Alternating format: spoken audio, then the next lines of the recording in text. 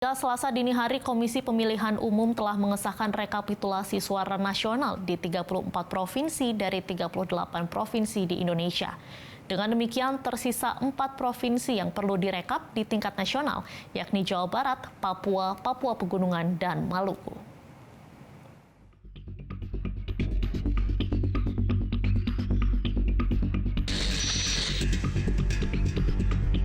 Hingga Selasa dini hari, KPU RI telah mengesahkan rekapitulasi suara nasional di 34 dari 38 provinsi Indonesia di hari ke-20 rapat pleno rekapitulasi perolehan suara pemilu 2024 tingkat nasional. Ketua KPU Hasyim Asyari menyebut kini tersisa 4 provinsi yang perlu direkap di tingkat nasional, yakni Jawa Barat, Papua, Papua Pegunungan, dan Maluku. Komisioner KPU RI Idham Holik mengatakan KPU masih memiliki waktu menyelesaikan rekapitulasi suara hingga 20 Maret. Dalam sisa waktu tersebut, pihaknya mengoptimalkan waktu untuk rekapitulasi suara dari beberapa provinsi yang belum tuntas. Mempunyai waktu sampai dengan 35 hari dalam jadwal, yaitu paling lambat tanggal 20 Maret 2024. Tetapi tentunya KPU RI harus mempedomani prinsip efektif efisien dalam mengelola jadwal rekapitulasi nasional ini, ya. Dan kami berupaya agar pelaksanaan rekapitulasi tingkat nasional ini lekas dapat ditetapkan secara nasional, artinya dapat segera dirampungkan.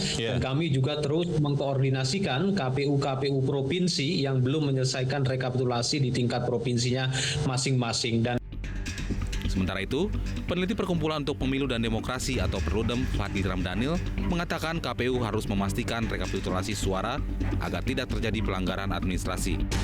Sebetulnya yang penting juga jadi perhatian Mas Leo adalah batasan waktu untuk menyelesaikan rekapitulasi sebetulnya tidak hanya diberikan kepada KPU RI. KPU provinsi itu juga punya batasan waktu sebetulnya di dalam Undang-Undang Pemilu itu 25 hari terhitung setelah hari pemungutan suara itu harus sudah menyelesaikan rekapitulasi.